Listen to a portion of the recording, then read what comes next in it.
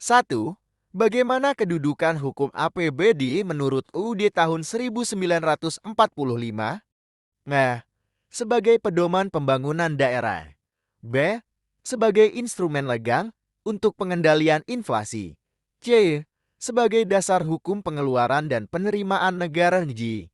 Sebagai bagian dari anggaran yang terpisah dari APBD. I. Sebagai dokumen administrasi negara. Jawaban CNAPBDN instrumen hukum yang penting karena menjadi dasar hukum bagi pemerintah dalam melakukan pengeluaran dan penerimaan negara. Ini diatur dalam pasal 23 UU 1945. 2. Mengapa dana banyak merupakan instrumen penting dalam hubungan keuangan pusat dan daerah? A.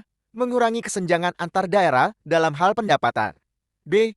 Mengalokasikan dana secara merata tanpa mempertimbangkan potensi daerah.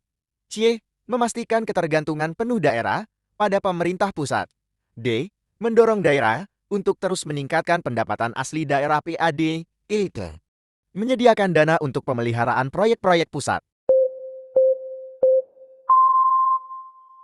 Jawaban A.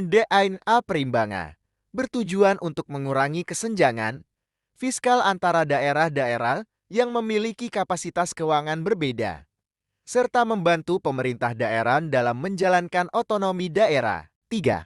Bagaimana mekanisme penyusunan APBD yang efektif sesuai dengan Undang-Undang Nomor 23 Tahun 2014 tentang Pemerintahan Daerah? A. Dimulai dengan evaluasi realisasi anggaran tahun sebelumnya. B. Penetapan skala prioritas oleh eksekutif dan legislatif. C. Konsultasi publik tanpa melibatkan masyarakat. D. Penyusunan program tanpa melibatkan SKPD. Pengesahan langsung tanpa verifikasi oleh DPRD.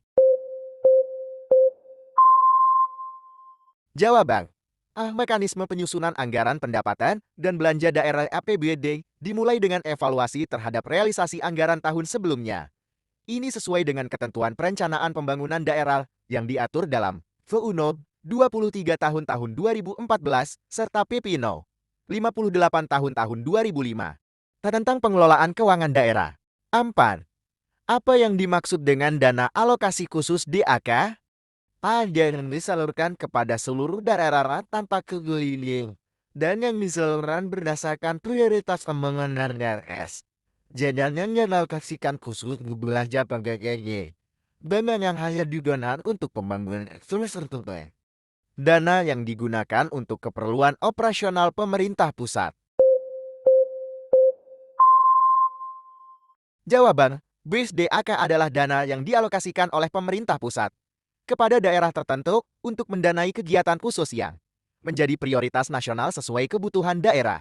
5. Apa yang menjadi dasar hukum utama dalam pelaksanaan desentralisasi fiskal di Indonesia? A. Peraturan pemerintah tentang pengelolaan dana desa. D.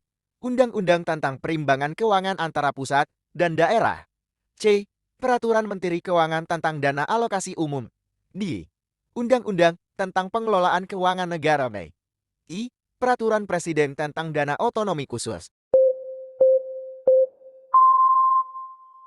Jawaban dari Undang-Undang di 23 tahun 2004 tentang perimbangan keuangan antara pemerintah pusat dan daerah merupakan dasar hukum kota. Pelaksanaan desentralisasi fiskal di Indonesia itu ingin mengatur bagaimana dana pusatnya dialokasikan kepada daerah untuk mendukung pelaksanaan otonomi daerah. Soal ke-6 silahkan jawab di kolom komentar. Terima kasih sudah menonton latihan soal-soal SKB analisis keuangan daerah dan pusat. Jangan lupa like dan subscribe.